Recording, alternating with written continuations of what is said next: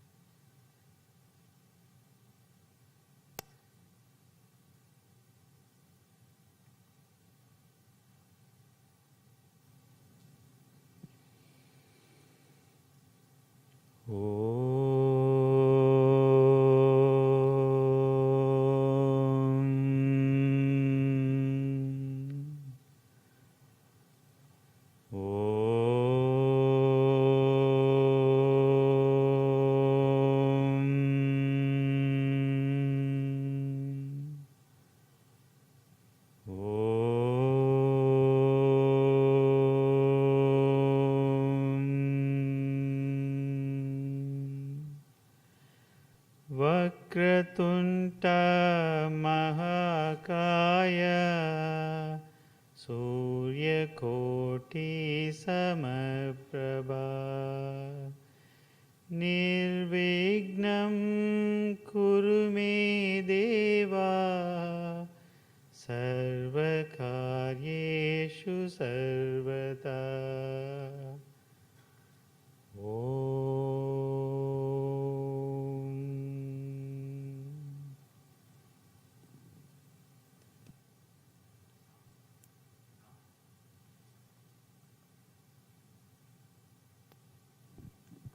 Sai Ram and good evening. Welcome once again to the second half of the celebrations to mark our dear Lord Bhagavan Sri Satya Sai Baba's birthday celebrations. We are once again very fortunate to have Brother Arun Uttayan here at the center, alive physically, to talk to us. He will continue with his second half of the talk. Sai Ram, Arun, and over to you.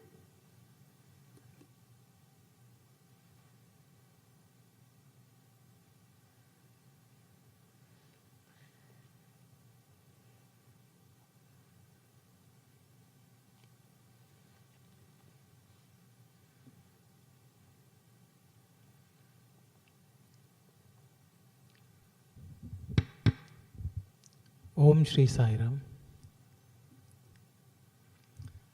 I offer myself at the lotus feet of my dearest Mother Sai. Elders, brothers, sisters, children, and all those who have gathered online, virtually, Sai Ram to all of you. Just to continue with the theme in the morning, we are trying to understand happiness is union with God. We looked at how to see the divine outside in this world around us, and we looked at various examples of devotees who were able to see the Lord in various circumstances, in various situations.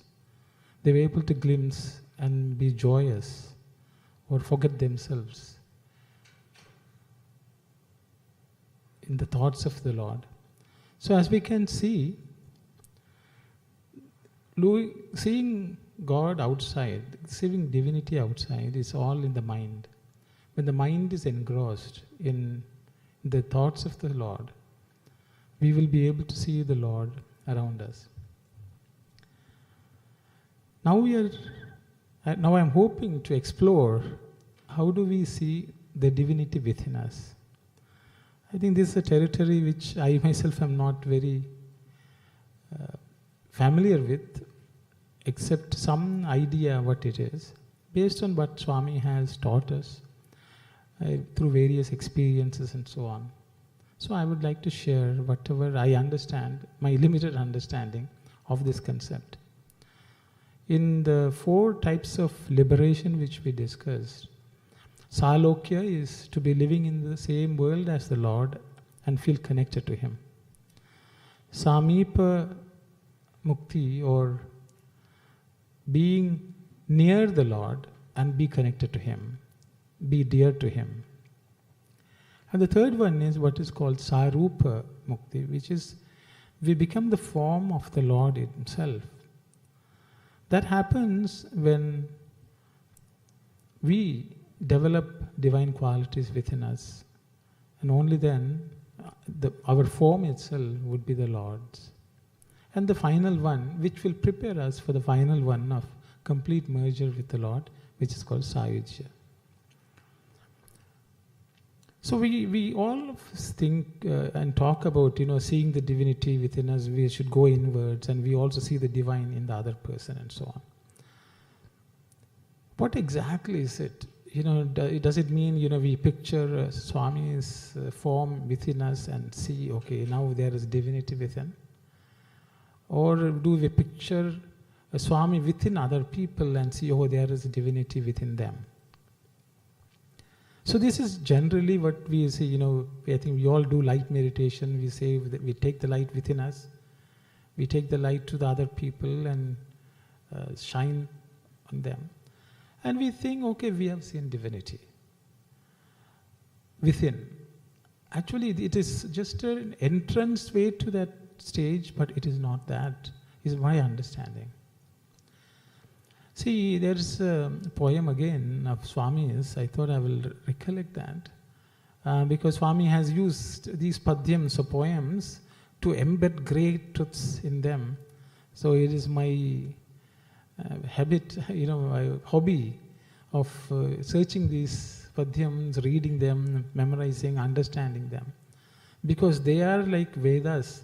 We all think Vedas is, word from God. We have the Bhagavad Gita, which Krishna is supposed to have spoken. But the reality is, even the Bhagavad Gita, Veda Vyasa wrote down.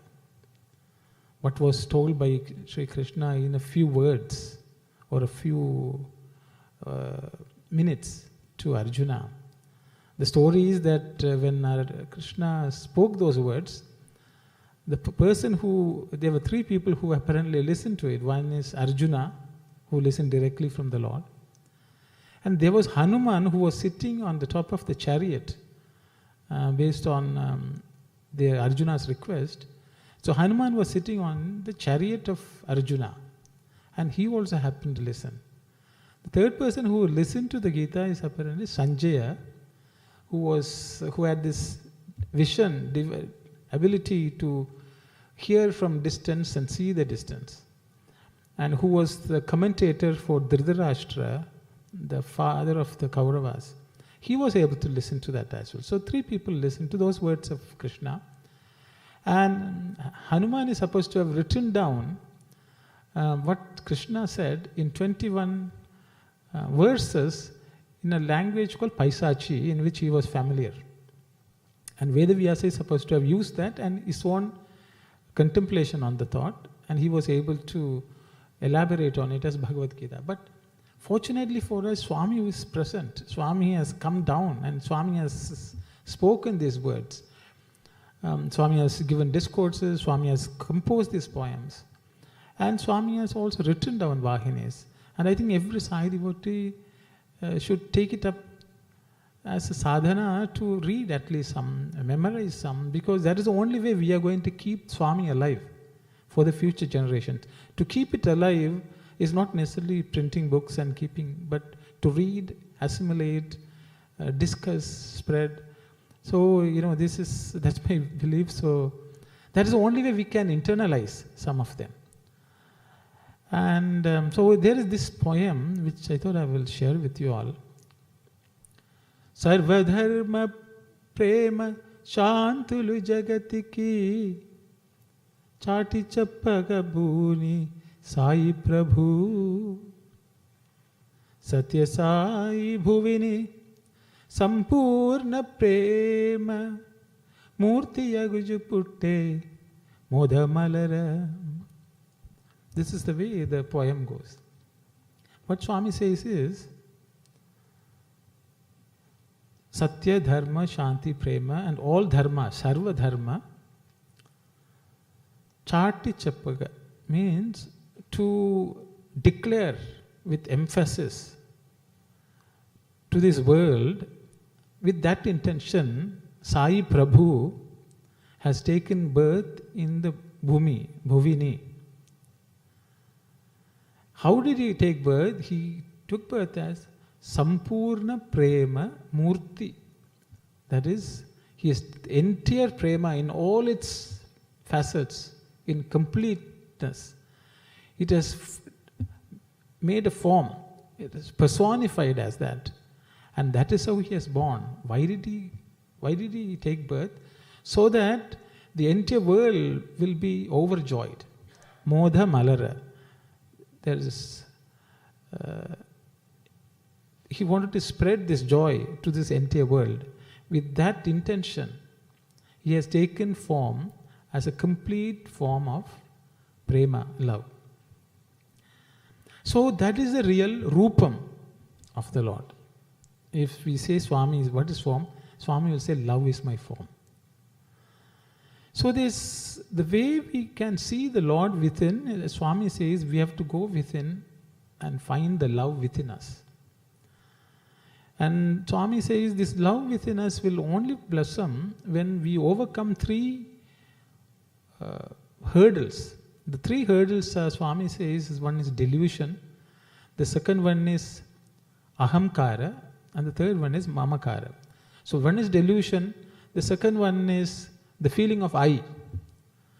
The third one is mine, I and mine.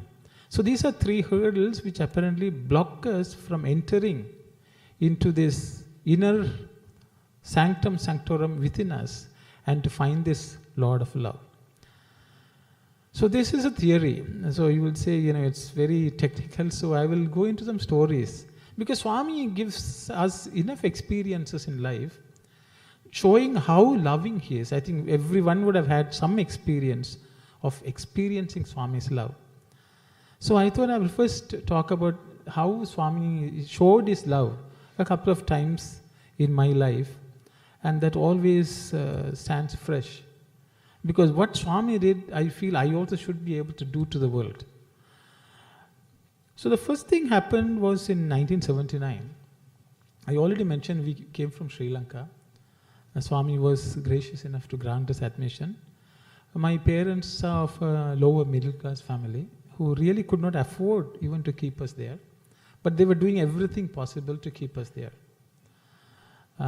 Because they thought that's the best they could do for us in their life. So, but even though they tried their best to do this, in 1979, what happened in Sri Lanka, because they were remitting money from Sri Lanka, the government clamped down and blocked all foreign remittances. So they could not even send money to Puttaparthi. So they wrote a letter and said, we cannot send money. And we didn't know what to do. We knew Swami is divine and so on. But at that time, my older brother and I were studying in Puttaparthi, and we were hesitant to even ask Swami. So how can we ask Swami? And how can we say even we deserve, that Swami already has given admission, Swami, you give us to us free, we can't demand. We felt we don't even deserve that. In any way, better than somebody else. Although people can say, he's your father, mother, you can ask. But at some level, there was hesitation. So myself and my brother didn't bring it up with Swami. We didn't write a letter. 1 month passed, 2 months passed, 3 months passed.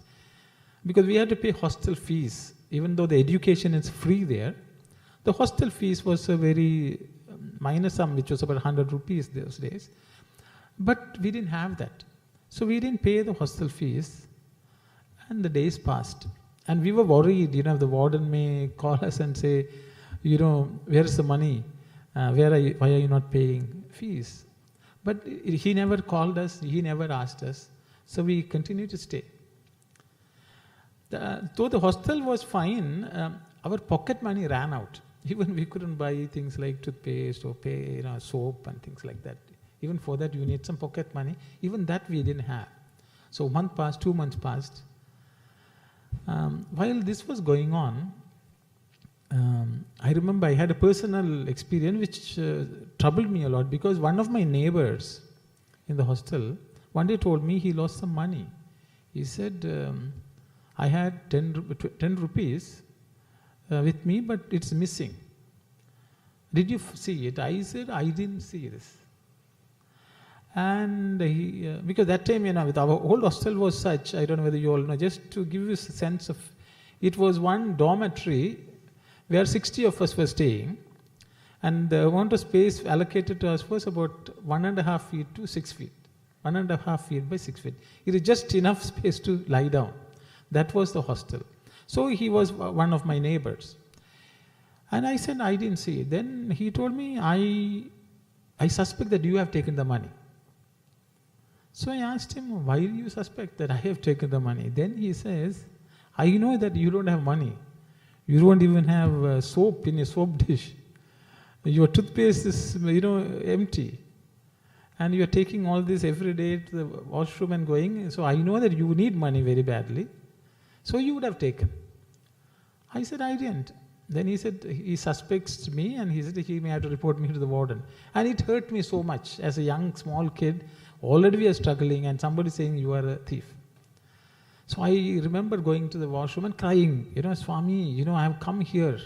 You have brought me to this burden, we are caught in this situation. What can we do? I remember crying, but we don't even have the courage to ask you. Tell you that this is our situation, our plight. You have already given us a lot by bringing us. These were my prayers. I went into one of the washrooms, closed, and I cried. And I came out, and somebody was looking for me, and he said, the warden wants you. So I was already worried. I thought someone has complained, I should be in trouble. Or at least the warden will, question me.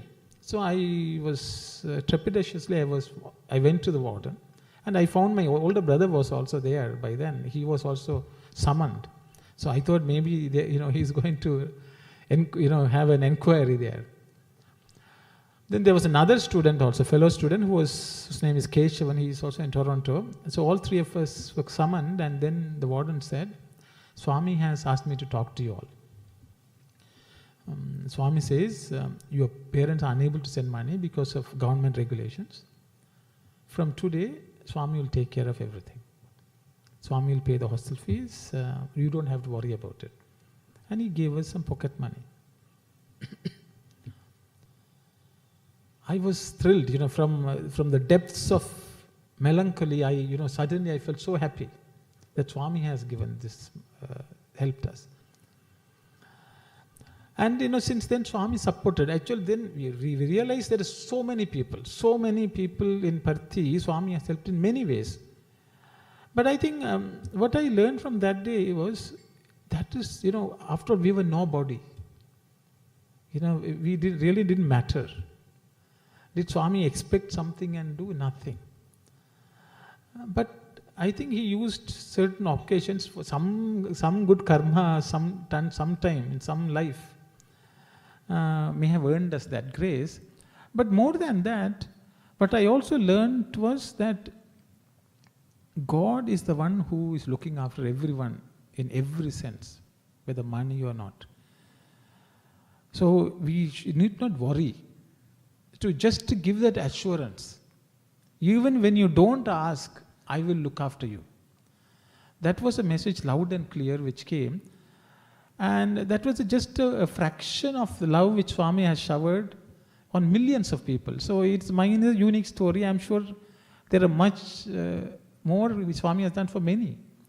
So that is love. And for all this, we didn't matter. We came from another country, speak another language, and of no consequence. But Swami spent time even to send a word. This is an assurance not only for me, it is an assurance for every single devotee. So I thought I will share that. So when God is doing that, we also have something in our life also to do. For all this, Swami is not employed, he doesn't get money, he doesn't earn. We can say, oh, he's divine. But the reality is somebody is offering money to Swami, and he's looking after everyone in the world. So that is love, look for a person's need and help. That's what I learned. That is love. Swami always says, be the world, people who are downtrodden, people who are needy, we need to support. That is one of the reasons I have come. So that is an aspect of Swami, if we can inculcate in it. Then I will tell another story, because I am trying to, even though there are no direct messages, there are some things which we can learn. So I just want to narrate the incidences also, because otherwise it will be dry philosophy talking about it. So in 1983, I don't know how many of you were from Sri Lanka or know of Sri Lankan situation. There was a civil strife in 1983, where hooligans were rioting. They were burning down. There was racial divisions were there between Tamils and Sinhalese. The Sinhalese hooligans were burning houses, looting people, and even killing people, burning property, and so on. So that time, 83, myself and my brothers, all three of us were studying in Puttaparthi. My parents were in Colombo. And they were in Colombo in a location which is very notorious for the slums which were beside it. I don't know, in India, I guess many of you are maybe Dharavi or something like that, you know. Even the police is scared of those slums. So we were living in a place called Vihara Lane. So that was a dangerous place. And during these 83 riots, 83 times, when we were in Parthi, during our times, we didn't read newspapers, there were no radio news, no new information from outside at all. That was the life we led that time. Swami was very, very strict. Now things are more relaxed. But during our time, it was very, very strict. So we don't get any information. We heard that there was some troubles in Sri Lanka. That's all we heard. We were worried, but we were not worried also because Swami is there. But Swami would come every day for this start happened in June, the riots. We didn't have any letters from parents. We didn't know what was happening, where they were. Every day, Swami would pass by and talk to one of us and give us an update as to what is happening in Sri Lanka. So the first time he came and said, look here, the Sinhalese people, some of the Sinhalese hooligans are burning Tamil homes. So Swami was our news supplier of news. He would say, but Swami will take care, don't worry. Then one day he came and said, they were about to burn your parents' house, but Swami has taken care. You know, Swami are looking after, don't worry. So at that time what happened in Sri Lanka was, my parents' house, mob had gathered outside. They had apparently poured kerosene, petrol on the gasoline on the house, and they were about to set fire. And apparently within the crowd, from the crowd, one young kid came out, because my father was peeping through a peephole to see what was going on, because they couldn't get out from the house. And one small kid came and started arguing with the mob leaders, saying, no, this is not a Tamil home, this is the home of a Muslim family. Apparently he argued, and they don't know who this kid was. And then they had stuck an Sarvadharma emblem on our door. So he had shown the moon and the crescent and said, look here, they are Muslims, don't touch. And so the mob dispersed after a lot of firing, and that kid wouldn't let. So they left. And Swami came and said, I am looking after. Okay, a few days later he said, now they have moved to another house and they're staying, somebody is taking care. Then after about a couple of weeks he came and said, they are making plans to come to India. Then one day he came and said, they have landed in India and they are en route to Parthi. Then one day, next day he came and said, today night they will be here. So the thing is, I sometimes wonder, you know, even though Swami was running major institutions, huge institutions, so many problems, even with all that, there were thousands of devotees, hundreds of students, he did not ignore anyone. Even a small, tiny, insignificant person mattered to Swami. So he took the time. You know, he can say, he could have told, I am looking after you, don't worry about it. He could have said, and there's nothing more for Swami to say. But that was his love. Because I think he will think from our point of view, because our point of view, we don't know. Swami has given the assurance, but he just wants to re-emphasize and re-emphasize and re-emphasize that he is looking after. So, we should always be on the lookout for people who may need our help, who may genuinely need our help. Not the people who want our help, you know. There are people who want, you know, they can ask more and more, demand. No, people who really need. And when at the time of need, we should be able to help them tide over their problem. That is also an aspect of love. So again, going back to this experience, my parents, what happened to them after this mob dispersed, a family which was a poor family, who were living close by, Sinhalese family. They came and knocked on the door and said, "Look here, you will not be safe here. You come and stay with us." It was a Sinhalese family with very poor family. But they took them to their house. And because they were Sinhalese people, they were Buddhists, they are given to non-vegetarian food. But as long as they looked after my parents in their home, they were vegetarians. They only cooked vegetarian food apparently and served them. And they looked after them well.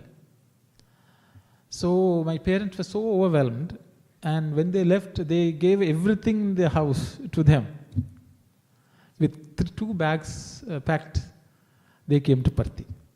They said, "Swami, we are coming, we are going to live there." So that is how they came. Whatever they prayed, Swami was sort of telling, they are coming. Now they are going to stay here. All that Swami was telling. So you can imagine. But even from that family, I think back and see, they were a poor family. They didn't have to do what they had, because they knew these people who are being looked after will not be able to give any money. So they spent their own money. They sacrificed their own comforts. Within that small hut almost, they looked after my parents. So we can see every human being is capable of tapping into a portion of love. And I always think Swami wanted us to also become aware of that. That in every person in this world there is love. That also can come out if we are in ourselves, if our own devotion can bring about that person's love. We can tap into that love. That means we have that love within us also. So that was something which I learned, even, so you can see this poor family looking at a much well-to-do family who is undergoing some time, they were willing to help, even though of a poorer means. So help can be of anyone in this world, whether poor, rich, or anything. So we should be able to look out and help. So I think Swami creates these situations so that we learn, like practical lessons. So he gives us. So that was something which I learned. Then another story I would tell, 1960, Swami's 60th birthday, Swami adopted 60 villages around Puttaparthi. And we started something called a very formal Grama Seva, village adoption service, 1985. So what Swami did was, he got students to go out and do survey of all the 60 villages to find out what is needed in each village, so that we can go and do the appropriate service. So Swami wanted, if you want to serve somebody, you need to go and find out what is their need, what do they lack, do they love schools, temples, hygiene, road facilities, water, what are their financial condition, do they have clothes, and he wanted a census of each village. So students were paired up and sent to different villages to collect this information. So I remember one such survey trip. I was going with another student, and we were going to different villages. And in one village, when we went, it was the most poorest village you can see.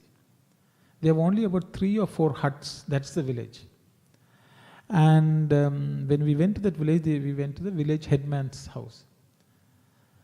They didn't have any furniture. It was a thatched roof hut, 1-room hut. The husband and wife and about 3-4 kids, small children. None of the children had proper clothes. 2 of them were naked. Whoever was wearing clothes, it was all totally tattered. The village chief, his name is Chief, but he himself was wearing torn clothes. And it was very pathetic to look. So we took details from them. And that person, halfway he paused and he called his wife and told something. Because that was happening in the hot summer season, April, May, June time frame. In Puttaparthi is so hot. It's like 40 degrees almost. You can get heat stroke. So we had walked many miles that day, and we were tired also. So he told something to his wife, and the wife went, and she was opening small containers and shaking and seeing, and at last she brought 2 small tumblers, glasses with water, with sugar added. And that village chief said, please have this, because you are not used to the heat. You are not used to this heat. Have this, because otherwise you may have sunstroke. Or dehydration will affect, so you should drink this. So we took it. It's about 3-4 sips of water, but sweet water. The reality is this family is so poor. For them, the few grains of sugar was like gold. They use it once a year or something to make something sweet with that. But so we asked this person, what is this? Why did you do this? Where do you buy sugar? For them to buy sugar, they have to walk miles. And once a year, they're little bit, a few grams they buy, and that's what they use. So I sat there and I thought, who is helping whom here? These people, for them, the most precious thing for them was the sugar, and the children would have liked to have. Here we were well-fed 2 people, 2 students, we had nice breakfast, we have come, of course we are tired. But they were willing to sacrifice that. Their entire years worth of precious commodity, they were willing to give to some strangers. And we didn't deserve. And that experience just shook me. The amount of self-sacrifice. That person didn't think, I want to keep it for myself. I want to keep for my children. And he was willing to give it to me. And my partner. That day I realized this village service, Swami purposely sends us on these service missions so that we learn that goodness can come from anywhere. Even when you don't have anything, that love can come forth. And I'm telling you, even if I'm talking about today after about 35 years, the impact that scene, I can picture that my scene, the impression was so much. So I thank that family and Swami for teaching that. Never lose an opportunity of doing something good in this world. That is also love. So what I wanted to say is, going near the Lord is depending on the mind. Getting the form of the Lord is dependent on the heart. Swami says heart is where it's full of compassion, love. And as we can see, if we can find it within us, then we are finding divinity within. Because why then we take on the form of the Lord? Because the Lord is the Sampurna Prema Murti. Swami says, love is my form. So if we want to become that form, that is what we have to go deep within and find. When we find love in our own hearts, then we have found the Lord. But just finding once is not good enough. That has to become an ever giving love. Continuously. It should be present all the time, at every moment, every word we utter, every thought should be filled with that love. That is what will make us of His form. Swami says, you realize that you are God, means we should realize that you are a form of love. Because Swami says love is God. So, by cultivating that life, Swami has given us so many opportunities. All the server opportunities is just for that. We may say we have done social service, but have we given more? Can we give more? I think that is something which we have to ask, because Swami is a person who gave everything. When the water project started, the Whitefield property was mortgaged. He sold about a few hundred acres of land And that is how we started. So give up everything. So when the Lord has set the example for us, there's no limit to what we can give. And through that process, we become His form. It is not that we have to go out, give darshan, materialize this. Dosa Swami is nothing. The love is what Swami wanted us to achieve. So, another story which Swami always talks about is the story of Bharata. Story of Bharata is that he wanted Rama to come back.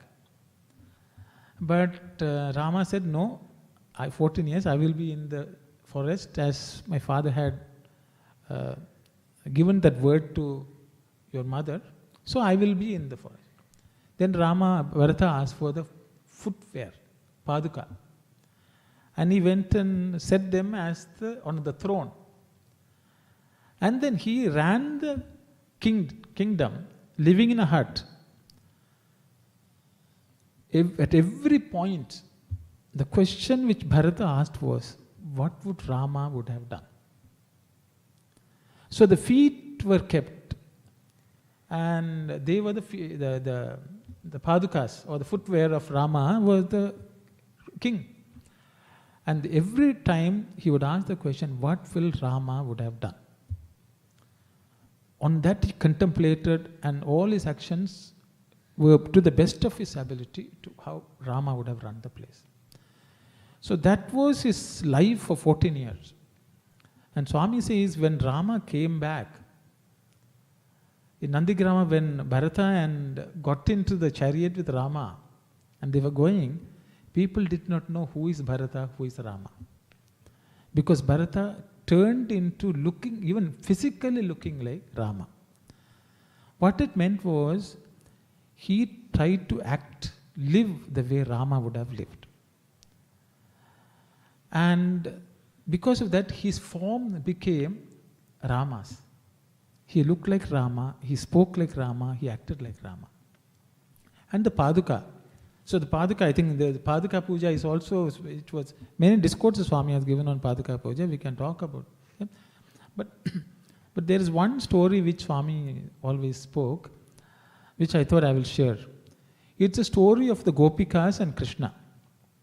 See, Krishna was a very mischievous kid. And, he will go steal butter, milk, and, he will run away. And the Gopikas will be searching for him everywhere. They can't find. Even Mother Yasoda couldn't find.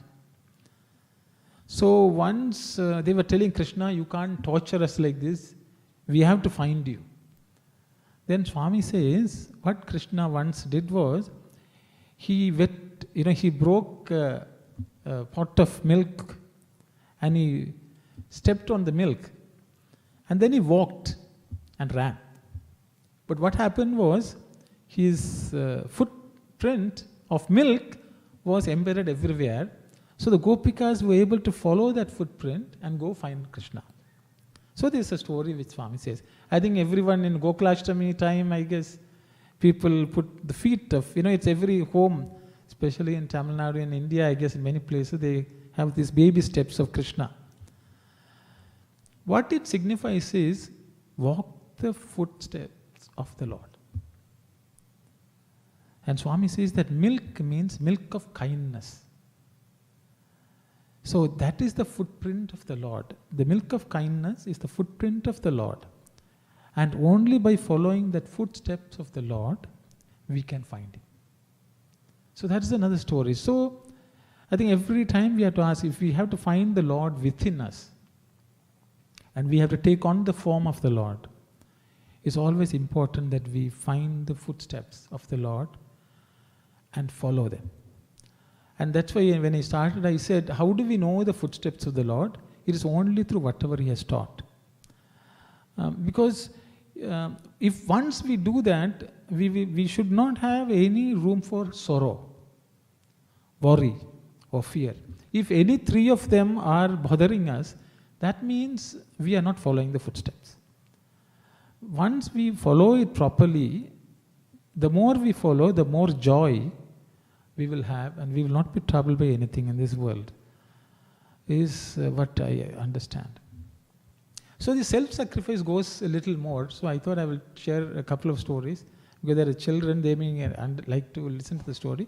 The story of Jatayu is a very, very important story. Because Swami, there are some poems where he has spoken about Jatayu, because he says, Jatayu, it was the bird which fought with Ravana, who was kidnapping Mother Sita, to save Mother Sita and rescue her. He fought. It was a failing battle. It almost lost its life. But it fought. That is doing the work of the Lord to the extent of even giving up the life. A valiant fight, but it ended in death, almost. But Swami says, the Jatayu, this bird, had the fortune which no one else had, including Dasharatha. Because when Dasharatha died, Rama's father died, Rama was not there. But when Jatayu died, Rama was there. It died on the lap of Rama. And Swami says, Rama performed its final funeral rites for this bird, which even the father didn't get. So Swami says, someone who is so self-sacrificing, to that extent if you go, the Lord himself will look after everything and you will die on his own lap. So that is, merger is completely given. The same similar incident, it happened in Swami's life also. Swami has told in a couple of discourses. I don't know whether many of you know, so I thought I will share. Even if you know, it's okay, I guess, to remember this. When Swami was it was the Patha Mandiram days, the old Mandir days. That was before 1950. So it's a period between 1945 and 1950. Some foreign couple had come and given a pair of dogs to Swami. They were named Jack and Jill. And they were always running around and Swami would play with them and so on, apparently. So once it so happened, the Mysore Rani, Maharani, the Queen of Mysore, had come to see Swami. Usually, apparently, she used to come in the morning and then go back the same day. But once when she had come, it was raining heavily also, and she also wished to stay in Parthi. So the queen had to get down on the other side of Chitravati river. They had walked through the river. So the driver brought her, and the queen stayed there, and it was night time. So the driver wanted to go back to the car because, you can't just leave the car anywhere out there in the open because people may try to, break open and take things. So the driver had to go back. So Swami told this Jack, one of the dogs, Jack, take him. So this dog apparently went along with this driver. The driver went back to the car and the driver slept in the car. This dog, it was raining very heavily. So what it did was, it went under the car and slept there. Because the next day morning it will come, because it was raining, it was dark, so it stayed there.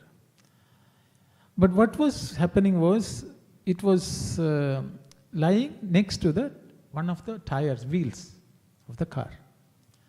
In the morning, the driver got up and he thought he should start the car and warm it up. So he started the car and he drove it. And one of the tires went over this dog and its backbone was broken. This dog from there dragged its body. Only the front paws were functional. It dragged all the way from the other side of Chitravati, couple of miles, and dragged its body and came to Parthi, came to all the mandir, and came to Swami's feet and fell down. So Swami lifted it up and put it on his lap and gave some water. And as soon as it saw Swami and drank the water, it breathed its last. This is the story which Swami has spoken, and then Swami got samadhi built for this dog. And the Jill also died after a few months, thinking, I guess, missing Jack, that also died. So both of them had samadhi next to the old mandir. But I always remember this, an animal. It went, because Swami sent him on people can ask, Swami sent, didn't he know, couldn't he have protected?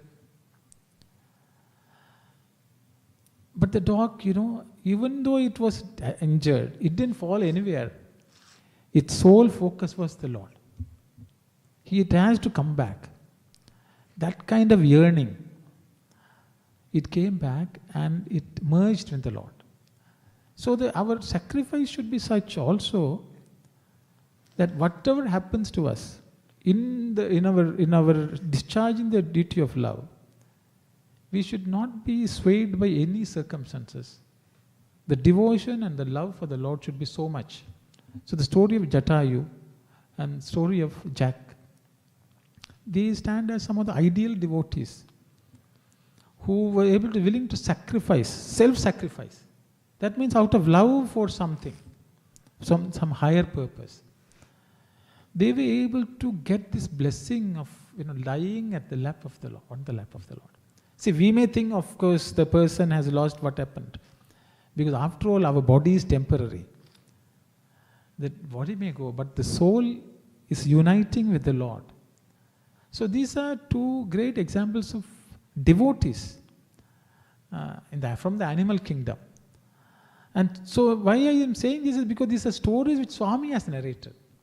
If Swami has narrated a story, we need to really, it's not a story by itself. It is a great divine principle, a principle of devotion that we can learn from.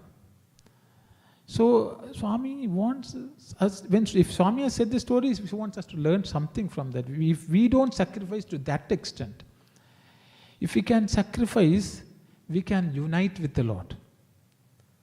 Even if a body is suffering, we should be, all great devotees have faced death, but the love of the Lord made them tramp all tragedies and still be happy. So the level of sacrifice will come only by tapping into the divinity within us. And in my understanding, that is the loving the divine within. Because love, that's we try to term it as loving the divinity within, loving the divinity without. Because doing something as a duty or something is a good activity is different from love. Because love means we will give anything. If we love somebody, pleasing that person is the most important thing. So, pleasing the Lord outside should be our prime focus. Pleasing the Lord within us also should be the prime focus. By pleasing the Lord within is tapping into the love and nurturing, making it grow, so that it consumes ourselves and becomes a fully sampurnam, complete love. It is not once in a while, trickle of goodness here, there. I think it has to be complete. It should be overflowing. If we can reach that stage, we will reach that state of finding the divinity within. When we find the divinity within, we will also be able to find the divinity in other people also. So I thought these two are important because Swami has spoken in many different ways also the same concept. Swami says, Zoroaster said, I am in the light. The light is in me, and I and the light are one. I am in the light means we should be able to see the Lord within us, around us. The light is within me means the love we should be able to feel within us also, and we should love it. Then we go to the stage of I and the light are one. So that is complete union. Swami, repeats this. Jesus said, I am the messenger, I am the son, and I and Father are one. So to get to that point, Swami says, if a water has to merge with fire, it's not possible. Because the water will either put out the fire or will become evaporate. It will not merge. But if you take one fire charcoal and another fire charcoal, they will join together and they can merge. So Swami says, for you to become one with me, you have to become like me. If you have not become like me, you can't merge in me. You can't become one. So finding the light within us, finding divinity within us and loving it dearly, in my understanding, is to cultivate love, love, love. That's why Swami says, start the day with love, fill the day with love, spend the day with love, end the day with love. This is the way to God. It's basically the same. Start the day with love is something like loka, salokya mukti, means in this world we recognize. So you start somewhere. Oh, God is there. Then Swami says, fill the day with love. Then we should fill the entire world around us with that love. Spend the day with love means that we should cultivate the love within us so much. Then Swami says, end the day with love, then we become united with the Lord. So through this process, hopefully, Swami will give us more and more courage, energy, the discrimination, and the yearning to be able to cultivate it outside, cultivate it within us, and hopefully one day we will unite with Him. Just connection itself is a union, but hopefully one day we can at least move towards that. And when we move towards that, then it will be complete union with the Lord, and joy and bliss will be the result from all that. It's all theory for me, but I thought I will share because it's a recollection for myself. It is something I will have to work on. And Swami is 90, the days are passing. Swami, 95 years. How many more years, do we take? Swami will say, start now. Don't waste time. It's immediately we should start without wasting a second. We at least take baby steps. And hopefully one day, I'm sure we will reach the Lord. He has brought us this far. He will, take us forward.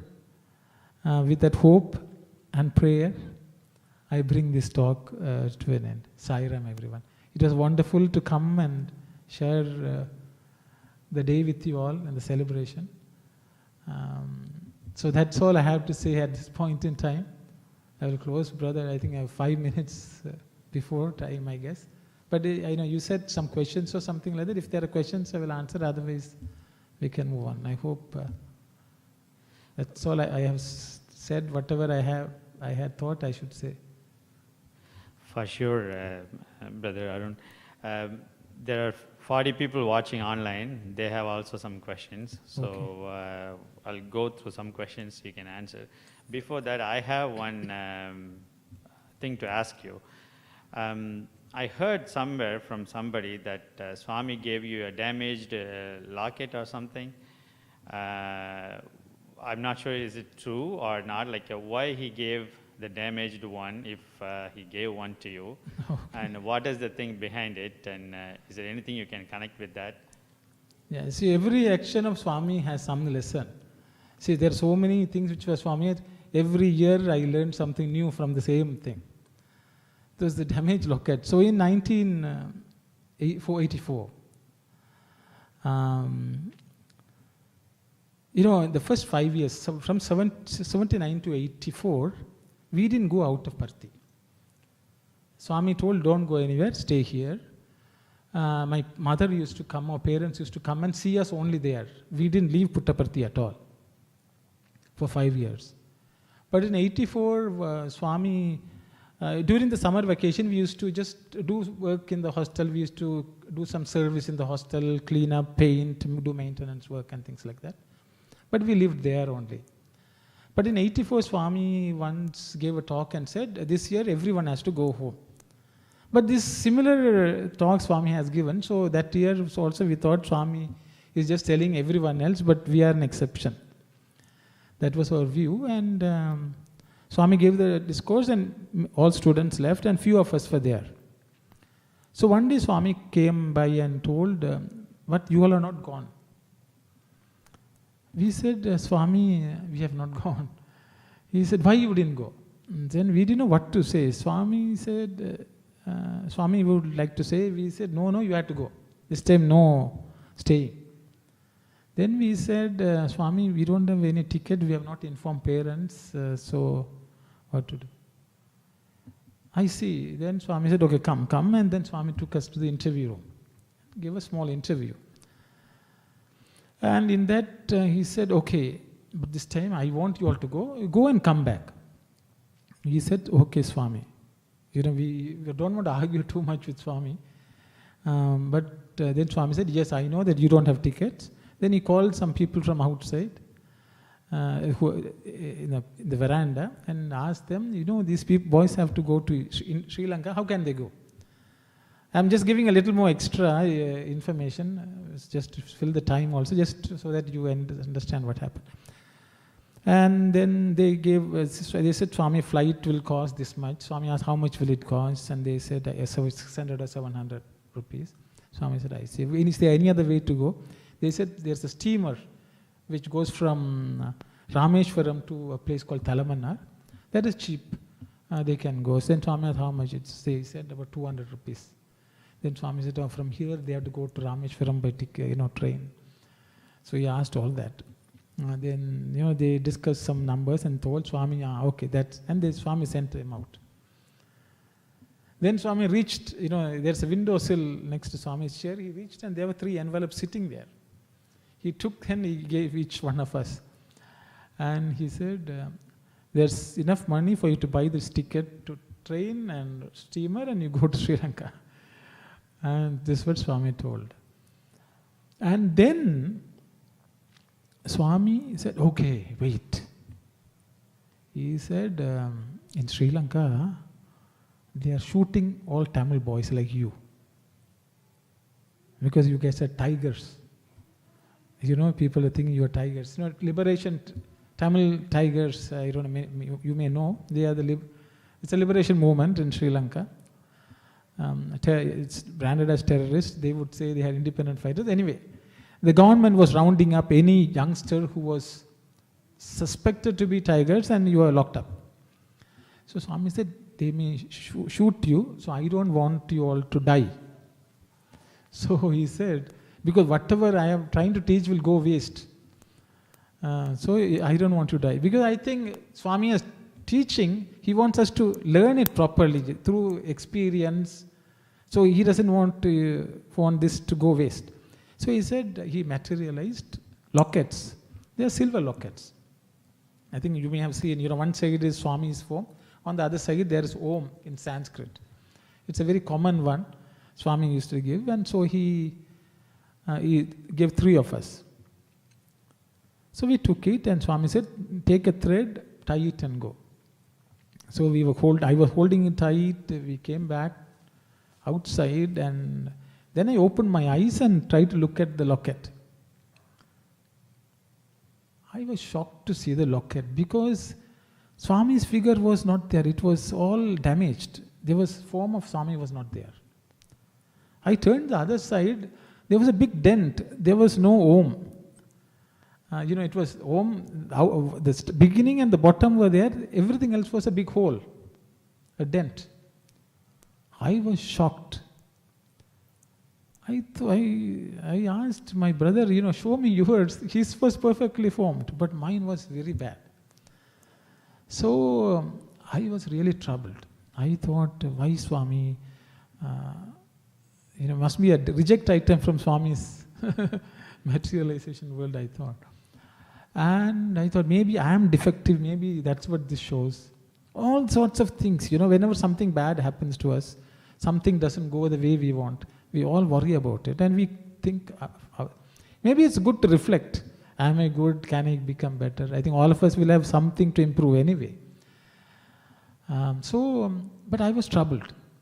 The problem is, I felt I can't even show it to anyone because Swami gave this, they will say, man, if you want to tell a lie, you should at least buy a good medal and show. Sometimes we like to show others, Swami gave this. So I thought, I can't do that, which is okay. But then I thought, at least Swami gave this to me, I should be happy. At least he gave this.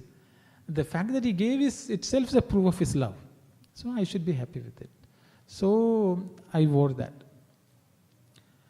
And when we went to Telumanar, there was one more point Swami did, I wanted to mention, because Swami said, I have kept some extra money, buy a sari for your mother and take. Like that Swami said. So I was thinking, why Swami, you can give a sari, my mother will be more happy, if she thinks Swami gave a sari. But actually I think Swami wanted to drill home a point, because the mother will be happy, doubly happy now. Swami gave the money, the son bought the sari. Okay. It also showed me that you have to do these things. It's also teaching. Have this habit of giving the proper, show your love through things. He was teaching. Swami has everything is teaching. So we went to Telumanar, Sri Lanka, that's a port in Sri Lanka. We're waiting in the immigration line. And we are coming back after 5 years. And my younger brother was fair. I've given to a darker tone of skin. And after being in Parthi, in that sun, if you go, people know that you have been exposed to sun. Tanned, really tanned. Very dark. So, that's the way I was standing, and suddenly I felt somebody jab at me on the shoulder, and I turned. I was looking into the barrel of a gun.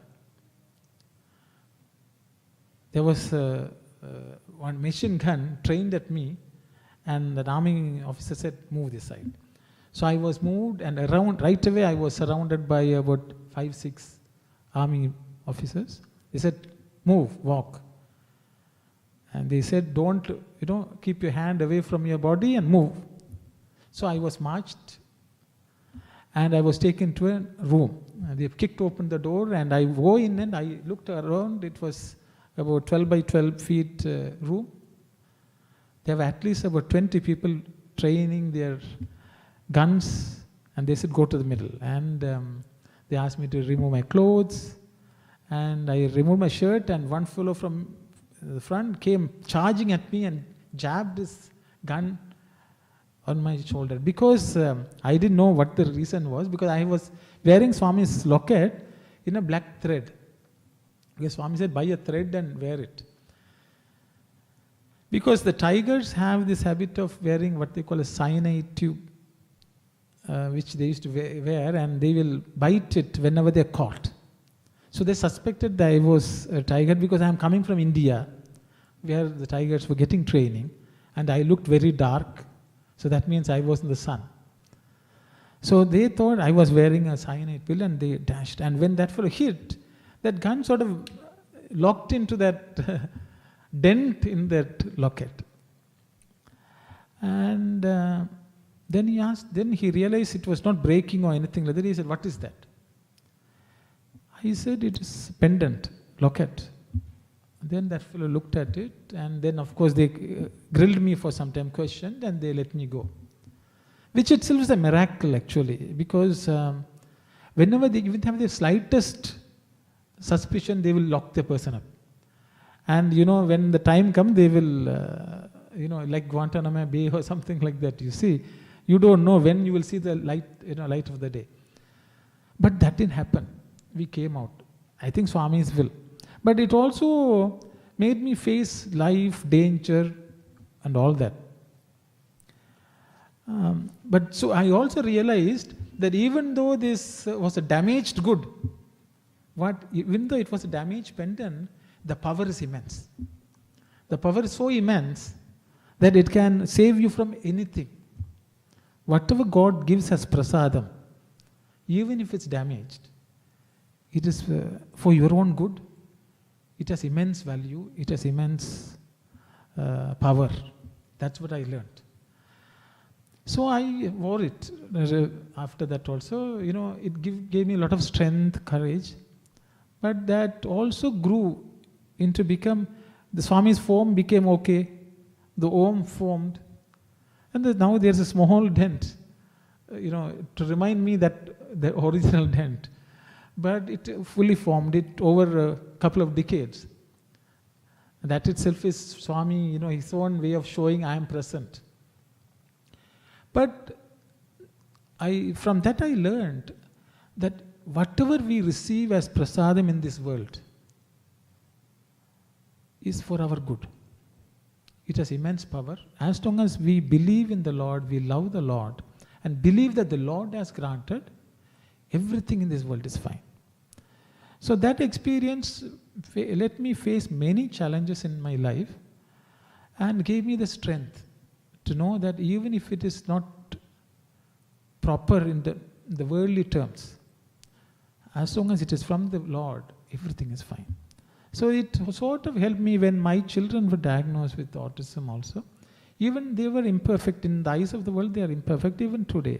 There are many challenges, even day-to-day challenges are there even now.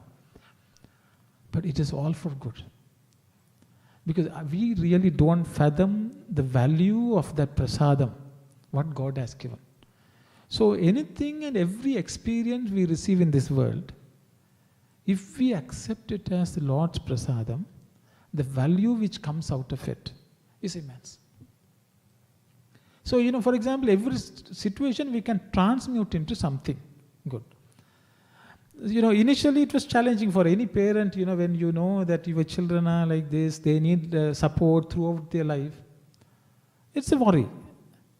Fortunately, with Swami's grace, I thought, because I don't think they are my children, I don't worry about it, because I think I have been given a job to look after them, that's all. If Swami removes me, he will put somebody else to look after. So it is not my children. He has given for sort of a reason. So I also think, maybe he has made me to do service, we are always going out for looking for opportunities. So I thought, Swami says, you don't have to go outside. You can stay home and do seva. So we can take every situation in life as sadhana. Then we will not be worried. Because if I think they are my children, then I will be worried. It's the same thing. So in this pendant or defective pendant, God gave me. Swami gave. That's all matters. Nothing else matters. How it looks doesn't matter. What it doesn't matter at all. He has given. That's all matters. So that was an intense experience which I relive every single day. And Swami, in his own foresight, he gave me that lesson. Maybe I am sharing this lesson because I think every one of you also need that lesson. Because many times we face situations where things didn't work out the way we wanted. Never be dejected. Be happy. Find what good can come out of it. Think that the Lord has given that as prasadam. I think it goes back to the question of, why are we suffering from COVID? It's the same thing. Any situation is actually good. Take it as prasadam. See that treating it as prasadam is all in our hands. As soon as we think it's prasadam, it is prasadam. If we think it is not prasadam, it is not prasadam. It's all in our mind. If we believe in the Lord, if we think that He is looking after us, then we should think everything gives His prasadam. Then it becomes that. Swami says, Yad bhavam tad bhavati. Whatever the feeling, that is. So if you think it is this, it becomes that. So we should learn to treat everything which comes into our hands, the experience which we face, as divine prasadam, and then it's divine prasadam. Even if the entire world were to say this is bad, it is good. So that is what I learned through that lesson. Because every small act of Swami has immense significance. That's what I learned. I hope, sorry it's a long-winded answer, but I thought I will touch on all aspects of it. Every day I learned something new from this, remembering and recollecting also. Saira. Thank you, brother. One question I have from online. One of our spiritual aspirants, I have asked, in this material world, is it possible to see divinity in everyone, or can we see the omnipresence of God in everyone in this materialistic world? I thought, I sort of discussed this, but anyway, I will, maybe if I was not clear. See, the thing is, we all want to see divinity in others, and we say we can't find divinity. It is a very common excuse we all of us give, because, so someone is bad, so how can we find divinity in this? How can we think that the person is divine? The problem actually comes because we have not found divinity within us. If we have not found divinity within us, we cannot find divinity anywhere in the world. The world is what we create. Mano moolam idam jagat, Swami says. This entire world is a creation of our own mind. But if we can find the divinity within us, because all of us think that we are good. We think the other person is bad. But we also, all of us have equally good and bad. That is human nature. If every person will be good and bad, because from a worldly perspective, the body and the mind are capable of either doing good or doing bad. That no one can change. But if we can tap into the divinity within, which is love, and only think about that, only contemplate on that, everywhere we see, we only see. This was the story of Suguna, which we discussed in the morning. She was so engrossed in the thought of Krishna, wherever we saw, they saw Krishna. Like that famous, Tamil people maybe there, Kakai Cherahinale Nandalala. When you look at the feathers of the crow, I am reminded of you, Krishna. That's what the poet Subramanya Paradiyar sings. So many devotees have sung. They look at different things and they are reminded of the Lord. So why they are reminded of the Lord? Because the mind is so engrossed in the Lord. That is the only way to find divinity. But if we go and look at somebody and say, oh, this person is Swami, it will not happen. It will not happen because Swami is not the form. Swami will say, we started the talk saying, God is the embodiment of love. Swami will say, I am not the 5'3" you see and the one robe and all that. Yes, that is the external form. But the love is something within. If we can find the love within us, I think we can find the love within us. I have not achieved that, but that is the theory which Swami has taught, I am sharing. So I don't know whether the answer is correct or not. I don't think I have all the answers. This is my answer.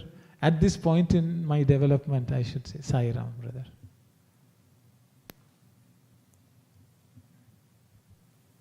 Does anyone else have any questions here? Brothers and sisters, uncles,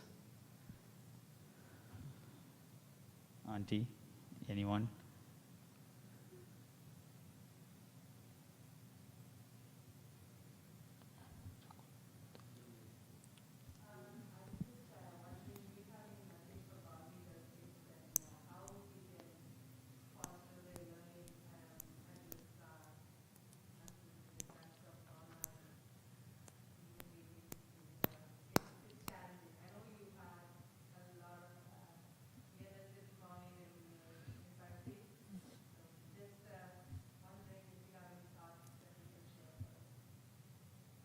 So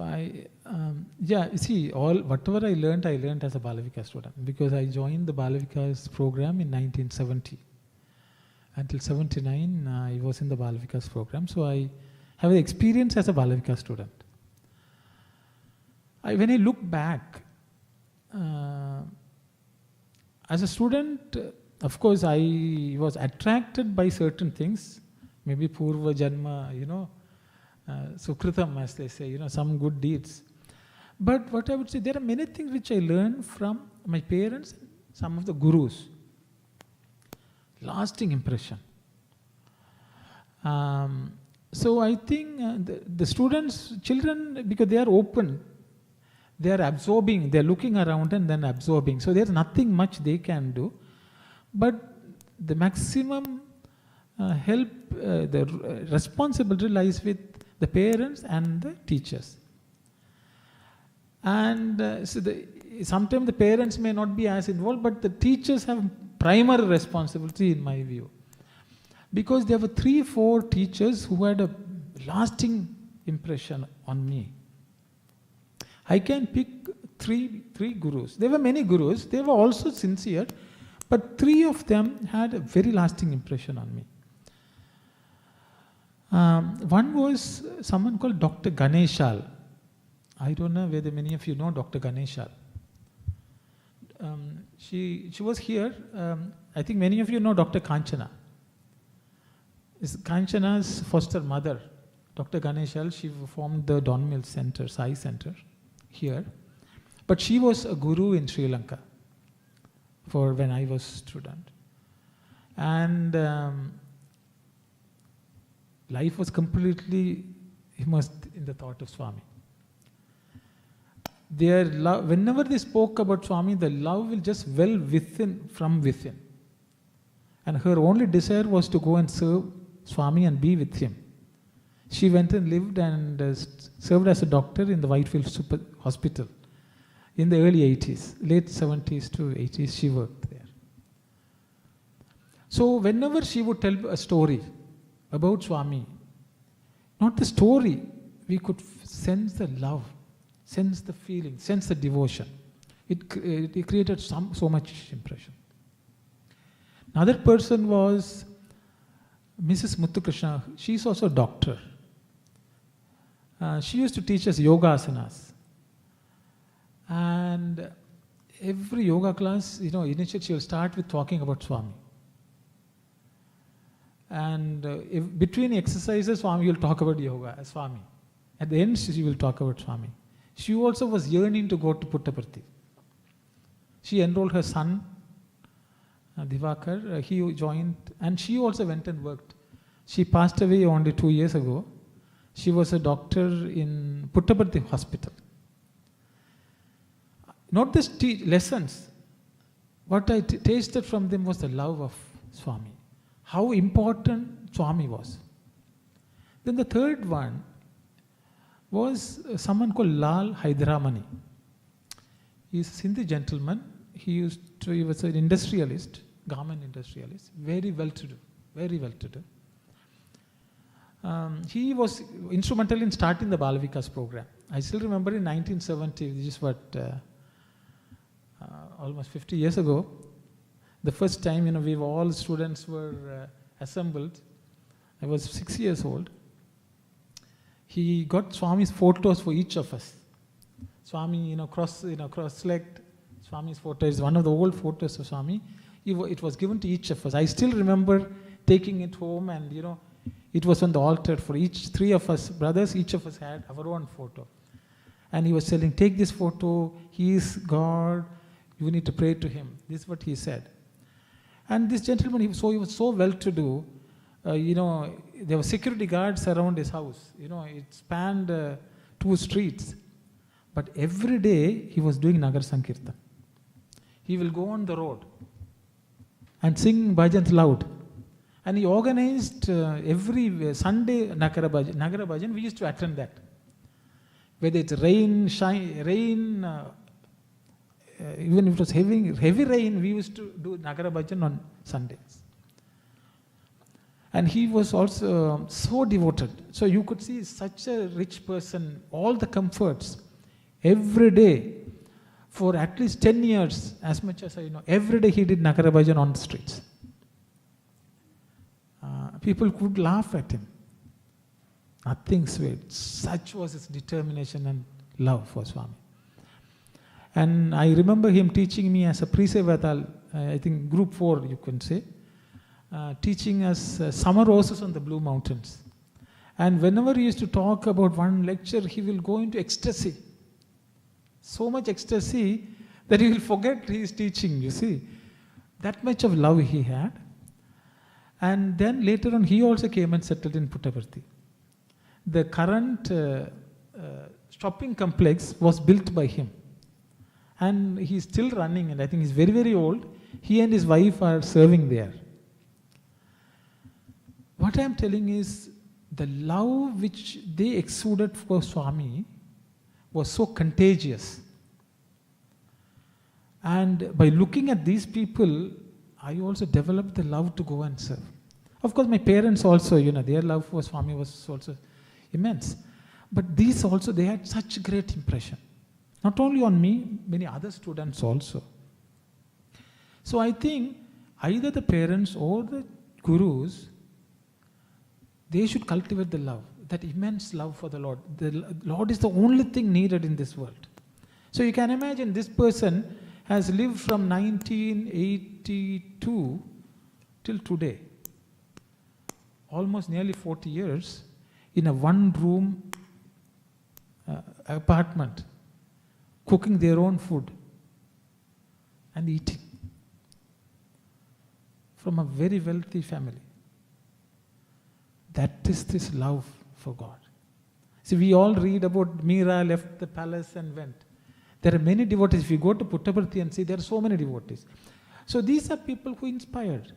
So you can see this person gave up all his wealth and went and settled.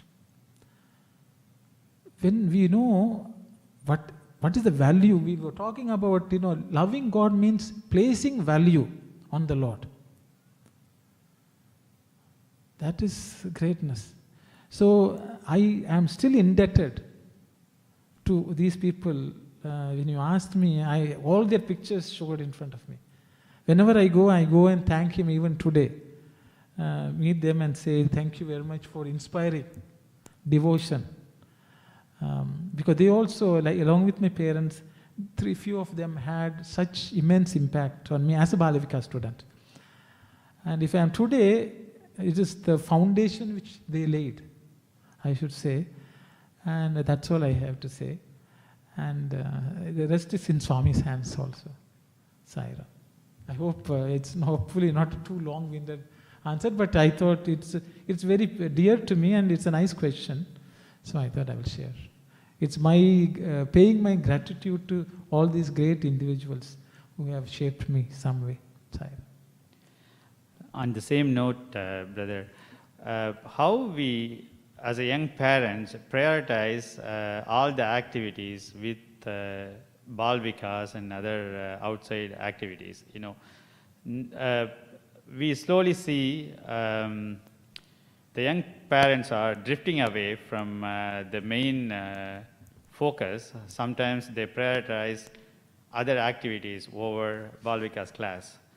Things like that. So how do we get the focus back to make Bal Vikas as a first priority, and anything else comes in a way that's going to be put off to different time? Now with young parents, they have like a soccer class in the morning, this class in the morning, or other community events in the morning, so we skip the Bal Vikas class. How do we approach that? Okay, thank you. Very good question, brother. I can only speak from my personal example. If I developed some love and I thought Swami is important, the seeds were sown by my parents. My father came to know Swami when he was early 30s. For them, everything was secondary. Generally, I as a young child, I have also wondered, my parents are also young, somebody else is studying something, they have, qualified, they are getting other jobs, they are living in a better home. All that, sometimes I used to have wondered. We lived in a very poor home. My father was never interested. For him, Swami was everything. Any money he had, he will spend and go to Parthi. That was his. So for my mother, you are going to school, that's all. No tuition, no extracurricular activity, nothing. Whenever free time is given, there is a bhajan, she will take. Then we realized that is the only important thing. I think because of that, even from Sri Lanka, I think but 3-4 families, children went and studied in Puttaparthi. Like I remember when I did my O-levels, 10th grade is called GC O-level. It's a big exam in Sri Lanka. I got the highest result in my school. But my mother wanted to take us to, I also wanted to go to Parthi. So I still remember my mother coming to get my certificate to, discharge, to certificate so I can apply to India. The principal and 2 teachers arguing with my mother in front of my eyes. Because in Sri Lanka, I don't know whether you know, the entire higher education is subsidized by the government. Not subsidized, completely free. And most of the seats are also rationed. There are 2 seats, 3 seats, like Tamils will have only this many seats. So that teacher was arguing with my mother, saying, this fellow has a sure shot in the medical school. Okay? We have spent a lot of time educating him. And he has gotten good result. Now you are throwing away all this to the waste paper basket and you are going to make them sannyasis. And you are not helping the community. You are not helping the school. This was an argument which was going on in front of me. My mother listened to all that smilingly and said, I understand, but I want to send him there. Then they asked, they may not be able to even look after you. These fellows will become sannyasis. Who is going to look after you? All that was told. She just smilingly said, yes, teacher, I understand, but I am taking out. Very angrily, the principal signed the paper and almost threw it at my mother's face. Thinking, you are stupid. You are so stupid that you are throwing away a God-given opportunity of getting a medical seat. It was a sure shot. Because the schools also like to have, good students, this many got in. It's pride for them also, I guess. They were not interested at all.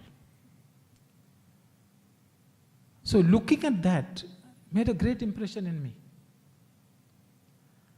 So it was very simple. When we went and studied, my parents didn't worry what we studied, what we didn't study. Never did they ask, what was your marks? I am employed. My mother or father has never asked, what is your job, what is your salary? Till today. My mother passed away also. They have never asked these questions. Their question will be, when are you going to Swami? Are you going to the center? Are you going for bhajan? Even as adults. For them, that was of prime importance. Because attaching the real value to divinity is very important. So I have to proudly say that, though there were so many devotees, there were so many children in the Bal Vikas program, because my parents kept that as the highest. We got the opportunity to study in Puttaparthi. I may not be financially rich, materially rich, very well to do, but I consider myself spiritually very wealthy. The love of God is there. We understood the value of the Lord. So ultimately, it is sometimes. Then generally there is a tendency to say we have to balance. Balance the world and the spirituality. This is a standard dialogue everyone gives. But the reality, even if you take balance, if you spend 5 hours on worldly education, are we spending 5 hours on spiritual education? If we are not doing that, it's not balanced. So everyone will know for a fact that we are not balancing. Because balancing means equal amount of time, equal amount of importance. Even if we give that, we have gone somewhere. But the reality is, Swami says spirituality is, he says, Swami once asked a student, how much do you love me? Then student said, Swami, I love you. Yeah, don't, all empty words. No, Swami. Then Swami says, okay. Do you know, have you gone to a marriage festival, any marriage function? So he says, yes, Swami. So he says, who do you serve first? They will say, Swami, any important guest who has come for wedding will be served first. Okay. Who will eat next? Other guests will be served. Okay. Then who will eat first? Swami, family members may eat first. After that, who will eat? Swami, the workers, whoever served, cooked, they will be fed. Okay. After that, what will you do with whatever is living? Swami, we will throw it in the garbage. We'll dispose, waste. Then Swami asks, who eats that? Swami, and dogs and, any animals will come and eat. Swami said, I am like them. I am like the dog. I am like the rats which eat food. The boy didn't understand. Then Swami says, everyone follows spirituality like this. Their best they have given to the world. Whatever is left at the end, they throw it to God. The best of youth is lost. Best of your time is lost. Only when you are about to go to the grave, then you call out to God. That also not to attain God. God, I have this pain, this disease, can you help me? This is the way everyone is treating Ra. Everyone is treating me like this. And then everyone is telling, we love you, Swami. I am like the dog which eats thrown away food on the garbage. But I still don't mind. I still don't mind. So we should ask, this way Shankaracharya has sung, Balastavat Krida Sakta, Tarunastavat Taruni Sakta, Vriddhastavat Chinta Sakta, Amare Chitur Kopina Sakta. Basically, Balastavat in childhood, time is spent in play. Tarunastavat in our young age, we spend in, our youth adventures. Or women. Men, boys run after girls, girls run after the boys, time is lost. Tarunastavat, Vriddhastavat, when you become old, all the worries. I couldn't do this, I couldn't do this, no one is looking after me. All these worries, the time is lost. No one is able to think of the Lord. So, in the name of balance, we neglect even spirituality.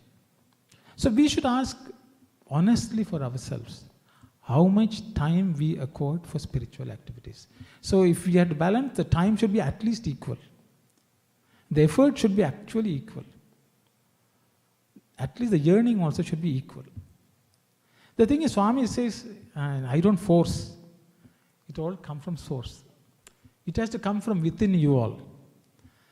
So, I think that's all I can say. I don't know whether I answered your question. Because once we know, we will always give the best to the Lord. We have to give the best amount of things to the Lord. We have to give the most amount of time to the Lord. That we have to ask. Because unfortunately, materialistic, I know. Because we are influenced by people around us. Somebody does something, we also want to do that. Then life is lost. Some people, some devotees suddenly get some inspiration and leave everything. That also has happened. But I think time also is ripe. Sometimes you're worried that youth are going away.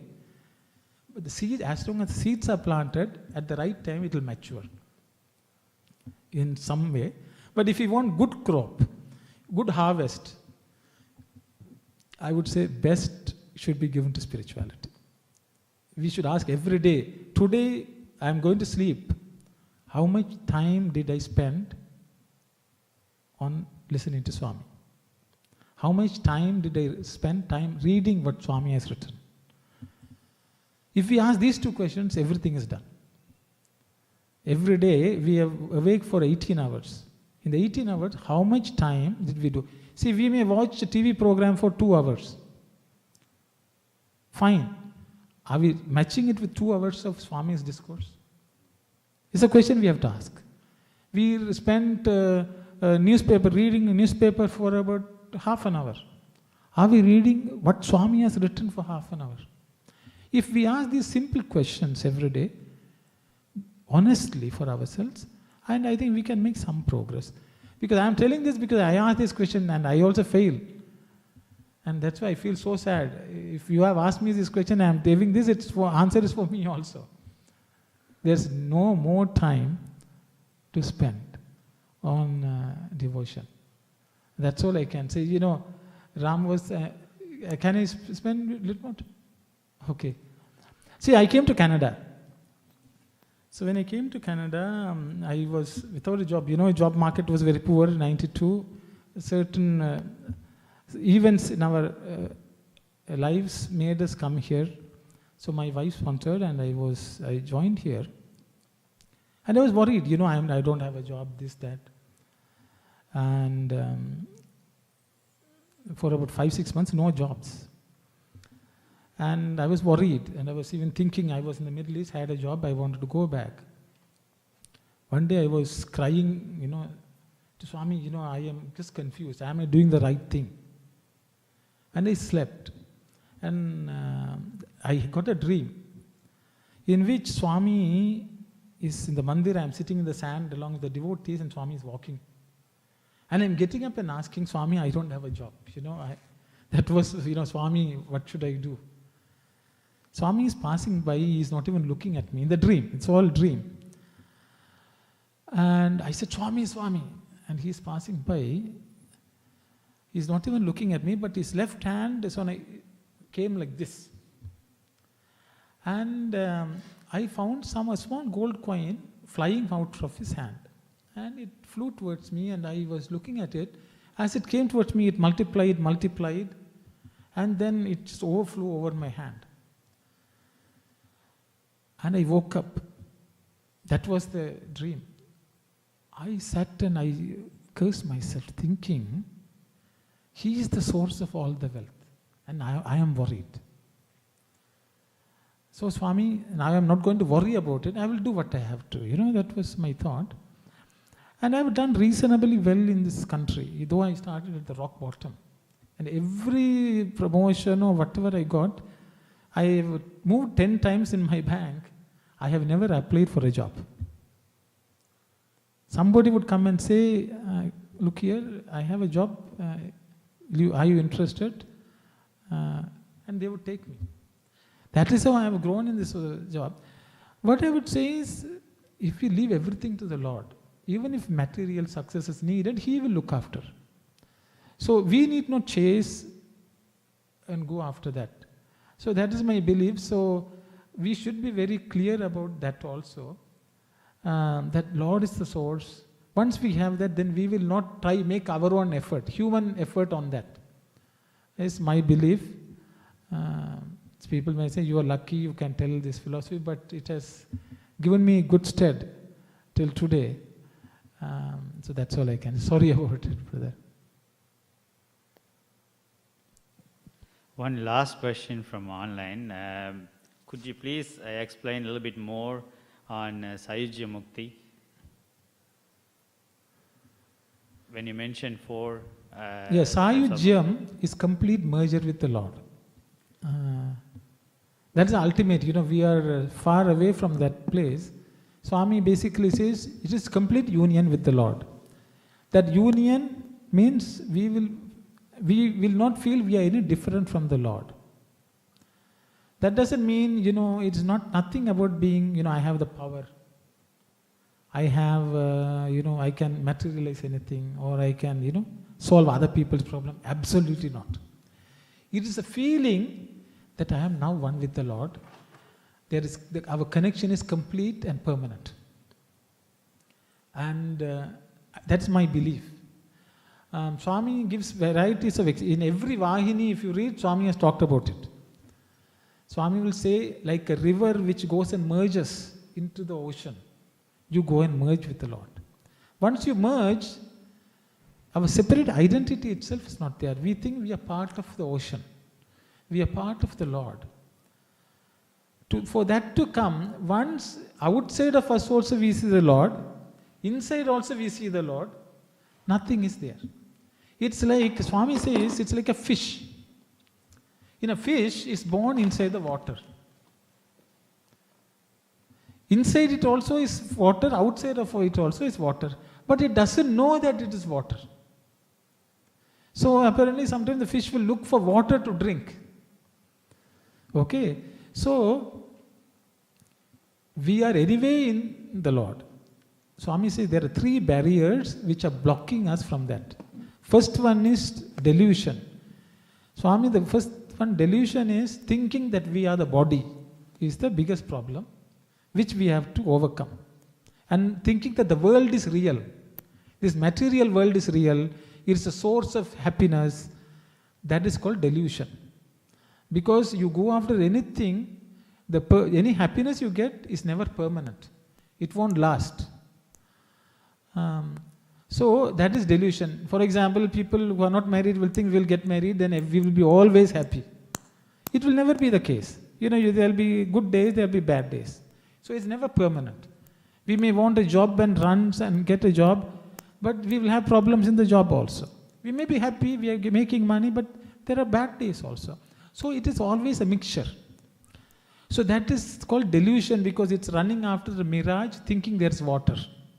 But actually that is not proper water. It's not water at all. So this world is real and we run after that. That is delusion. That has to first go. The second one, then Swami says, I and mine. I am this body, we think. That has to go. Because we have to look after the body. This body has to be successful. This body should be fair, no disease. It has to be fed. It has to be clothed. All this about what do I have? I have this, I have that. Maybe I have to buy this, I have to buy that. All this quest, that has to go. Once all this goes, then what is left is merger with God. Only God is left. It's like Swami says, I want peace. If the I goes and the want goes, then only peace remains. Because only that is a merger. Removing the I, removing the want, is peace left. I want happiness. I remove the want, then happiness is left. That's what Swami says is merger. The only thing which we can do is removing. Then it naturally happens. This is my understanding. This is a very high topic. I don't think I have done justice. It's my limited understanding I shared, Sairam. Just repeating, parroting what Swami has said. Sorry about it. I shouldn't be answering these questions, but I'm just telling what I have read and understood from Swami. Sairam. Thank you so much, brother. We have more questions, but because we have limited time, so we will move on with Arati. Okay. Thank you very much. Thank you so much. Sorry if I have not bored you all a lot. I just shared whatever, whether you are happy or not, I am happy that I was able to think of Swami, think of some good things from my life, and it gave me great opportunity. Thanks for maintaining a very good center. Even in these COVID times, I am blessed. In Toronto, how many people can go to a center? So I could come here, even the weather may be bad. We drove and I was able to enjoy this. It is, I consider it as Swami's prasadam. I hope I didn't keep you away from Swami in this process. Wonderful to have come and seen you all. Thank you very much. May Swami bless us all with his thoughts and experiencing him in our life in every moment. Sairam. Thank you very much, Swami. Sairam. Sairam.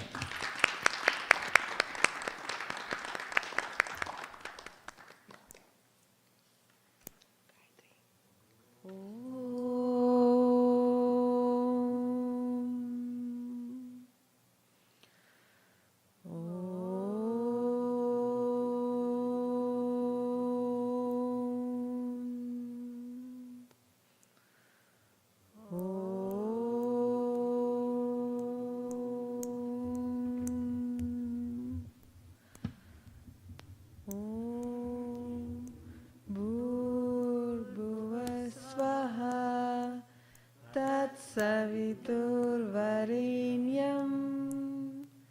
भर्गो देवस्य धीमहि धियो यो न प्रचोदयात् ॐ भूर्भुवः सवितुर्वरेण्यं भर्गो देवस्य धीमहि धियो यो न प्रचोदयात्। ॐ भूर्भुवस्वः तत्सवितुर्वरेण्यं भर्गो देवस्य धीमहि धियो यो न प्रचोदयात्। ॐ साईश्वराय विद्महे सत्यदेवाय धीमहि तन्नः सर्वः प्रचोदयात्। ॐ साईश्वराय विद्महे सत्यदेवाय धीमहि तन्नः सर्वः प्रचोदयात्। ॐ साईश्वराय विद्महे सत्यदेवाय धीमहि तन्नः सर्वः प्रचोदयात्। ॐ शान्ति शान्ति शान्तिः। ॐ तत्सत् श्रीनारायणतु पुरुषोत्तमगुरुतु सिद्धभूततु स्कन्दविनायक कवितापावकतु साई सविता पावकतु ब्रह्ममसतु यः वशक्तितु येषु पिता प्रभुतु रुद्रविष्णुतु रामकृष्णतु रहीमताओतु साई रहीमताओतु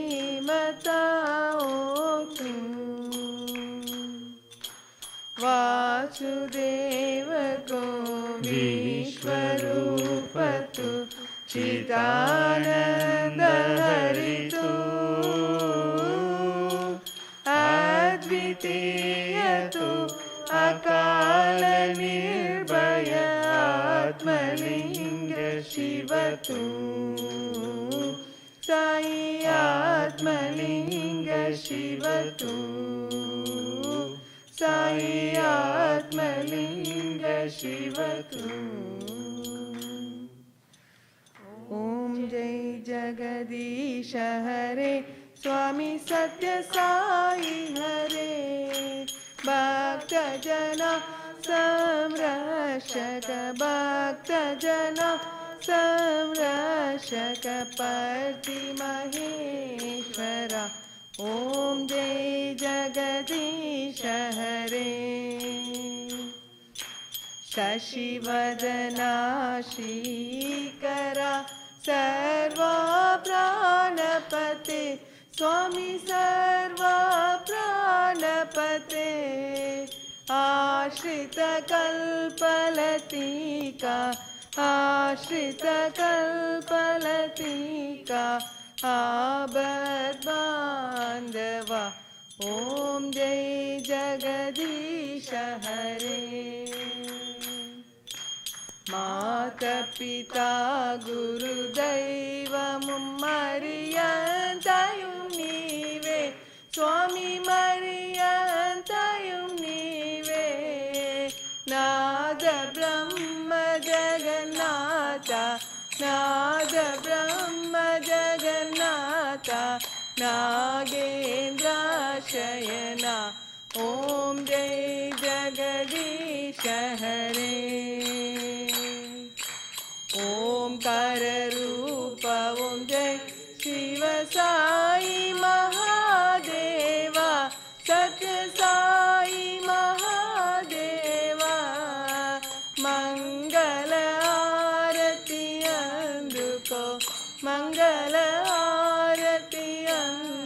को मंगल गिरिधारी ओम जय जगदीश हरे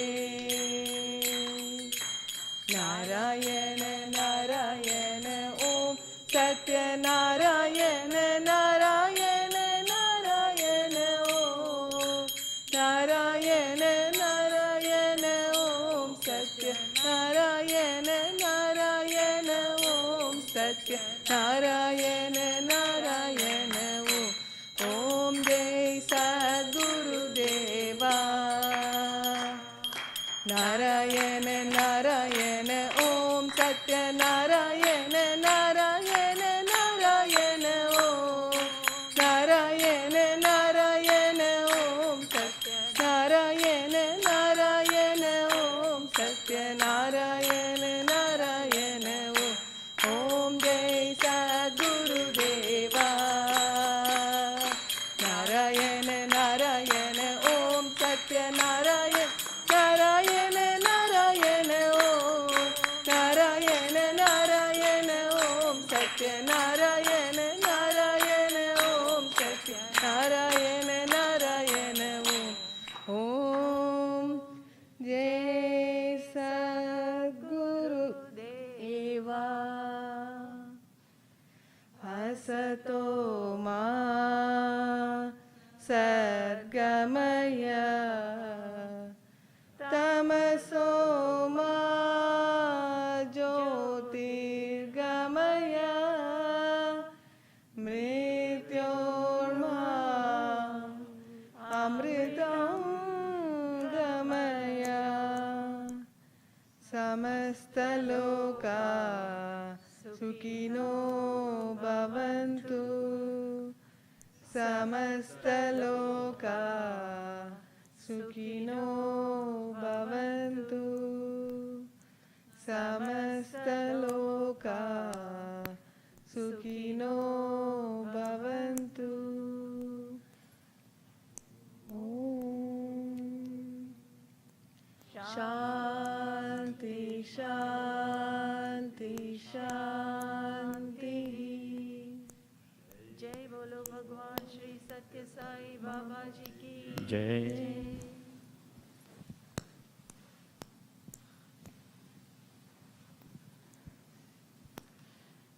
Sairam all. Thank you so much for coming to this spiritual evening, even though it's snowing outside. And for everyone who joined online, thank you so much. I'd like to thank first to Brother Arun Udayan. Even though the weather is so bad, he could come from Toronto. He asked us like yesterday, day before yesterday, is everything okay? Should I come? Are you okay to accept me coming there and speaking among us? We said we are ready. We have everything set for you. Please come and grace us with your speech. So he accepted our invitation and he came. The past 90 minutes passed like wink of an eye. So the same thing in the morning too. There are so many things we can learn from Swami's student. I always tell our Balvikas kids, this generation and the next generation can learn Swami's legacy, love, and his grace only through his direct students. Again today, we learned the same thing very much.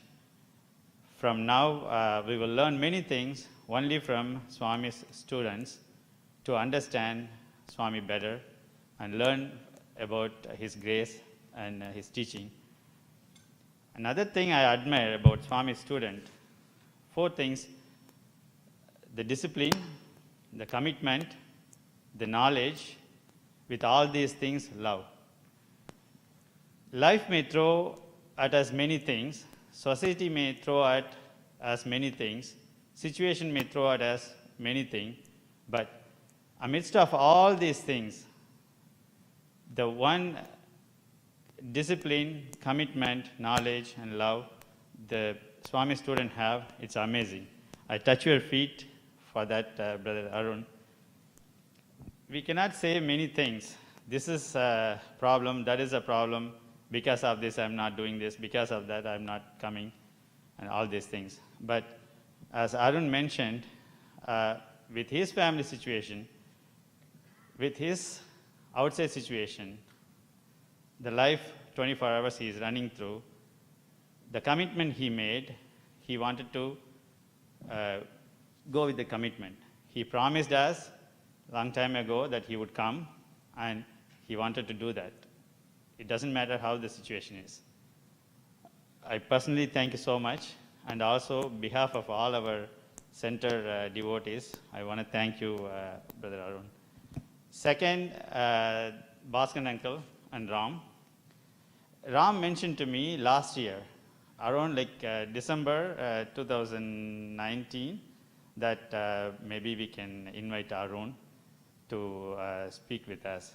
Then COVID started, and then Swami made Bhaskar uncle to start the process again to invite Brother Arun, and he was constantly on the call with Brother Arun, and he made it happen. Thank you so much, Bhaskar uncle and Ram. And finally, all the people who have come here, amidst of all this threatening weather and snowing, when you go back, it may be hard on the road. So please be safe and drive slow. First snow, so be careful on the road. I want to see you tomorrow morning. Thank you so much. We can't give anything to our Swami students other than the love. Just to give a token of love and appreciation for all these efforts they have made, I'm requesting Bhaskar uncle to show a gesture of the love we have on Brother Arun. Please come to the front.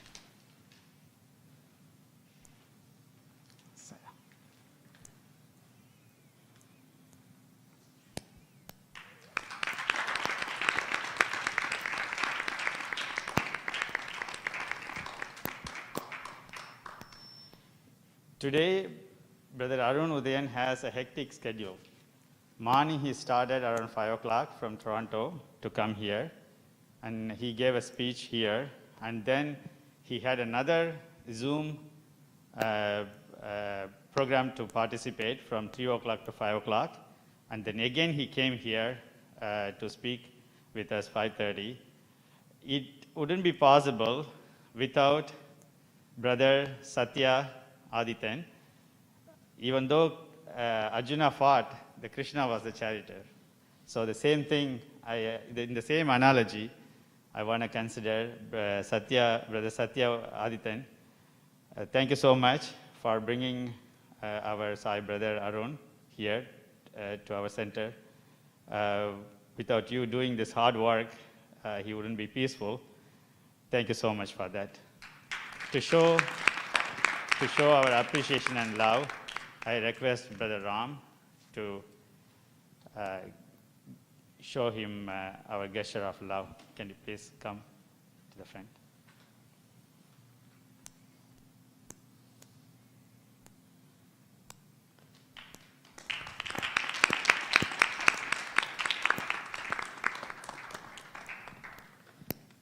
Thank you so much, Satya. With this, we end our program today. Tomorrow morning from 6 o'clock to 8:30, we have Swami's birthday program morning. Usually we keep morning session for spiritual purpose, and in the evening we have a celebration from Bal Vikas and SSC students. I request Arun and Satya, if you have time, they have a program tomorrow morning too in Toronto. So they had to leave now with all these weather conditions in Ottawa and Toronto. So they are going to leave soon after Aarati. Thank you so much for coming. If you have time tomorrow, please join us online. You have our YouTube link. Thank you so much from my bottom of my heart. Thank you. Sairam. We are going to do Brahmarpanam and Vibhuti prayer.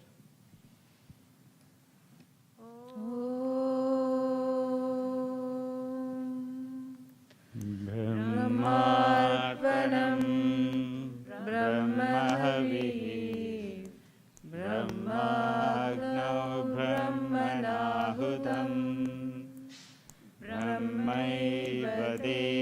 गन्तव्यं ब्रह्मकर्मसमाधिना अहं वैश्वानरो भूत्वा प्राणिनां देहमाश्रितः प्राणापानसमायुक्तः पचाम्यन्नं चतुर्विधम् ॐ शान्ति शान्ति शान्तिः परमं पवित्रं Baba's vibhuti paramam vichitram nila vibhuti paramartha इष्टार्थमोक्षप्रदानं Baba विभूतिम् idamaśrayami. Sacred, holy and supreme is Baba's vibhuti. So as peace in brilliant stream is Baba's vibhuti. so speechless is its might, it grants liberation. Baba's vibhuti, its power